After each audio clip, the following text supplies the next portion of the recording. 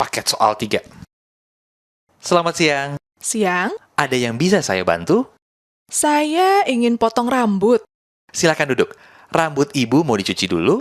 Ya, boleh. Kalau mewarnai rambut, berapa tarifnya? Bergantung merek pewarnanya, Bu. Kalau yang biasa, Kalau yang merek biasa, 50.000. Yang bagus bisa lebih. saya ingin rambut saya tampak kemerah-merahan. Cocok tidak? Kulit ibu terang. Saya kira warna apa saja cocok. Oh, jadi harus disesuaikan dengan warna kulit. Sebaiknya begitu, supaya serasi. Sudah selesai, Bu. Silahkan duduk. Ada majalah mode. Saya ingin melihat model terbaru. Oh, ada. Ini majalahnya. Silahkan. Terima kasih. Ibu tidak ingin sekaligus dilangir krim atau dikrimbat? Sebenarnya saya ingin, tetapi saya harus menjemput anak saya 1 jam lagi. Tidak lama, Bu. Sekitar 15 menit. Tadi ibu tiba di salon ini pukul 11. Sekarang pukul 11 lebih 5 menit. Potong rambut paling lama 15 menit. Baiklah, sekalian dilangir krim. Tidak jadi diwarnai rambutnya. Tidak, kapan-kapan saja. Sudah menemukan modelnya, Bu? Oh ya, ini saya mau agak pendek sedagu. Oh, itu depan dan belakang sejajar ya? Ya, disamakan saja. Dialog 2. Wah, indah sekali. Saya suka suasana seperti ini. Itu pengantin pria dan pengantin wanita sedang dipertemukan. Mereka saling melempar apa? Gulungan daun sirih. Pengantin pria sedang menginjak apa itu? Saya harus mengambil gambarnya. Menginjak telur. Lalu, kakinya dibasuh atau dicuci oleh pengantin wanita dengan air bunga. Itu maksudnya apa? Itu melambangkan rasa hormat istri kepada suaminya. Oh, begitu. Setelah itu, mereka akan melakukan sungkeman atau bersujud kepada orang tua mereka. Apa? Sungkiman? Sungkeman. Itu dilakukan untuk menghormati kedua orang tua mereka. Itu dilakukan di depan ayah ibu mereka. Ya, mereka bersimpuh di hadapan orang tua mereka. Unik sekali upacara pernikahan di sini. Ini baru di Jawa. Di luar Jawa juga banyak yang unik. Sekarang mereka sudah duduk bersama. Seperti raja dan ratu. Lihat, sambil duduk, suaminya menuangkan beras kuning dan uang logam.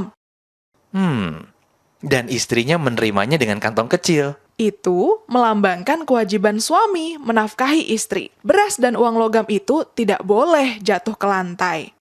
Oh ya? Mengapa? Karena beras dan uang logam itu simbol rezeki bagi mereka. Ada kepercayaan, jika tumpah akan ada masalah dalam penghasilan keluarga mereka nantinya. Oh, nah sekarang mereka makan berdua, saling menyuapi. Itu artinya mereka siap untuk hidup bersama.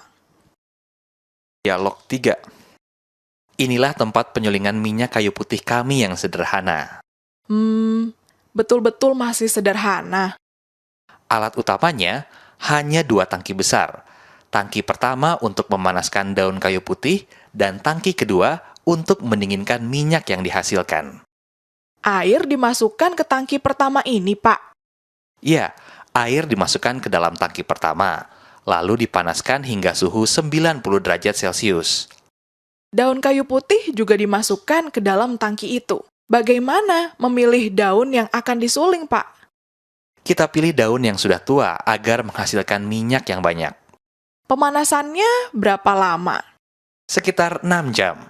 Dalam kurun waktu itu, minyak atsiri yang terkandung di dalam daun kayu putih akan tersuling. Uap yang terbentuk dialirkan ke pipa yang dilengkapi dengan alat pendingin sehingga terjadi pengembunan. Cairan embun itu minyak kayu putih sulingan. Betul. Untuk mendapatkan, misalnya, 1 liter minyak, diperlukan berapa kilogram daun? Dari daun seberat 150 kg yang dicampur air 60 liter, dihasilkan 2,5 liter minyak kayu putih. Oh, sedikit sekali. Dengan penyulingan sederhana ini, kualitas kemurnian minyak yang dihasilkan bagaimana, Pak? Kualitas kemurniannya memang lebih rendah daripada minyak hasil penyulingan modern. Minyaknya terasa lengket jika dioleskan. Setahu saya, untuk mengetahui kemurnian minyak kayu putih, kita cukup mengocoknya. Betul, jika kemurniannya tinggi, gelembung cepat hilang. Dialog 4.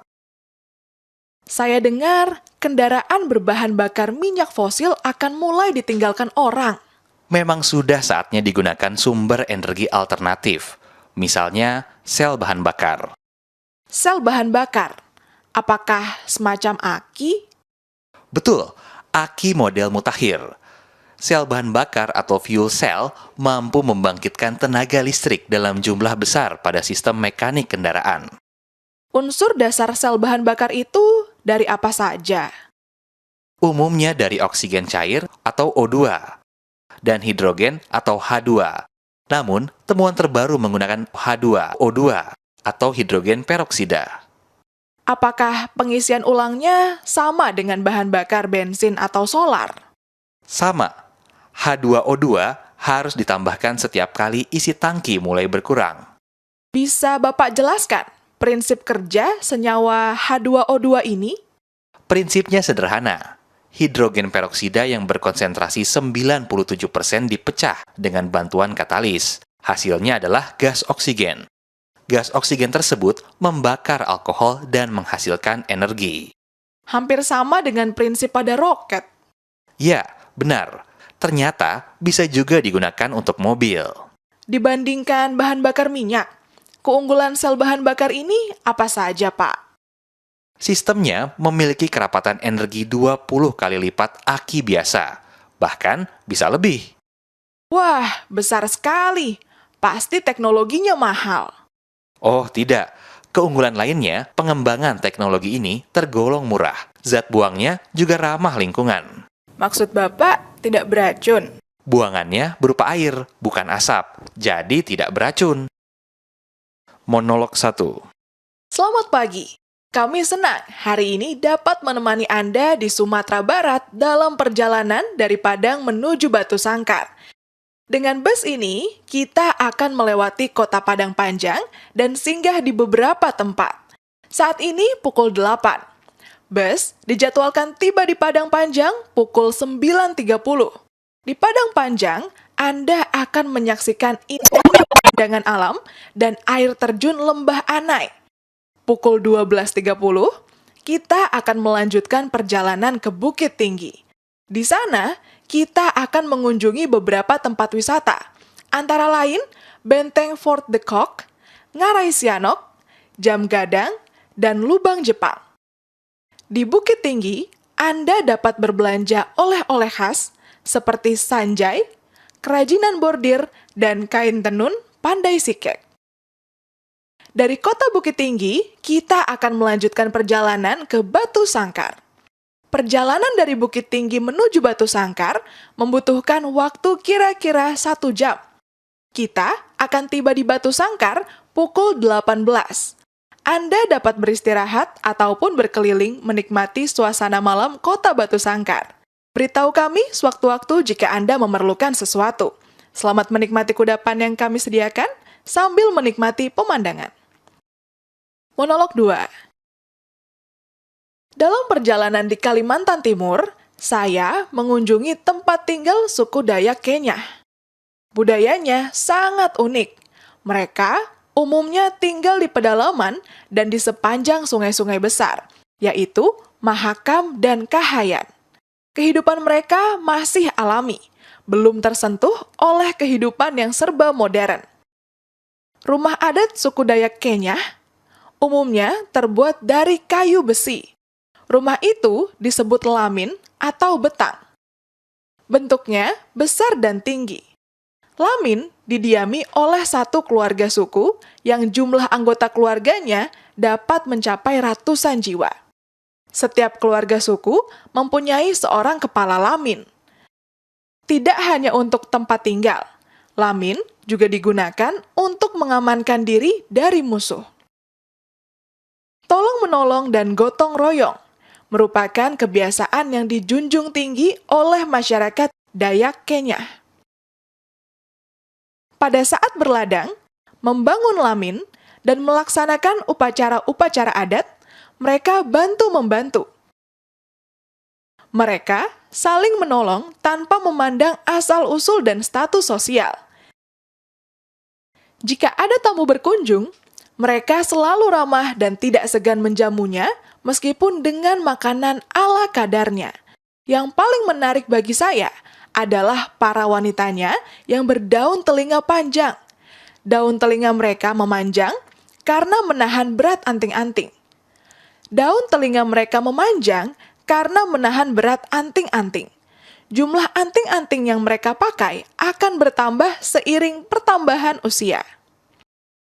Monolog 3. Tempat kerja di rumah tidak harus berupa ruangan tersendiri, terutama jika luas rumah terbatas. Ruang kerja dapat bersatu dengan ruangan lain apabila memungkinkan. Yang paling penting, penataannya harus diatur senyaman mungkin. Hal itu bertujuan agar kegiatan-kegiatan yang dilakukan di tiap-tiap ruangan tidak terganggu. Untuk ruang kerja yang menjadi satu dengan ruang keluarga atau ruang tamu, gunakanlah sebuah meja tulis dengan bentuk melengkung atau seperempat lingkaran. Daun meja sebaiknya terbuat dari kaca tebal atau kayu. Tambahkan pula rak buku untuk mempercantik ruangan. Pilihlah rak dengan desain ringan dan sederhana. Dengan penataan seperti itu, kehadiran ruang kerja tidak akan mengganggu suasana santai dan akrab di rumah, serta turut memperindah interior rumah secara keseluruhan. Apabila ruang kerja berada di kamar tidur yang tidak terlalu luas, gunakan meja tulis dengan bentuk memanjang. Posisikan meja itu agar menempel pada dinding. Supaya mata tidak cepat lelah karena harus menatap dinding, gantungkan sebuah cermin berbingkai besar di atas meja. Hasil pantulan pada cermin memberi efek pandangan yang seolah-olah jauh. Cermin berukuran besar dapat memberikan kesan luas pada ruangan. Monolog 4. Lapisan ozon adalah hasil reaksi antara oksigen dan sinar ultraviolet matahari. Di udara, lapisan yang berwarna biru pucat itu berfungsi menahan radiasi sinar ultraviolet hingga mencapai tingkat yang aman untuk kesehatan manusia. Lapisan itu terbentuk dari 3 atom oksigen atau O3. Ozon berada di lapisan stratosfer, yaitu lapisan awan yang terletak antara 15 dan 35 km dari permukaan bumi. Berdasarkan beberapa hasil penelitian, saat ini sedang terjadi penipisan lapisan ozon. Menipisnya lapisan ozon akan menyebabkan makin banyak radiasi sinar ultraviolet memasuki bumi. Radiasi ultraviolet dapat berpengaruh buruk terhadap kesehatan manusia, kehidupan laut, dan ekosistemnya, serta hasil hutan dan pertanian. Efek negatif utama pada manusia antara lain meningkatnya penyakit kanker kulit, rusaknya mata, seperti terjadinya katarak, serta melemahnya sistem kekebalan tubuh. Dalam bidang pertanian, radiasi sinar ultraviolet dapat memusnahkan hasil tanaman utama dunia.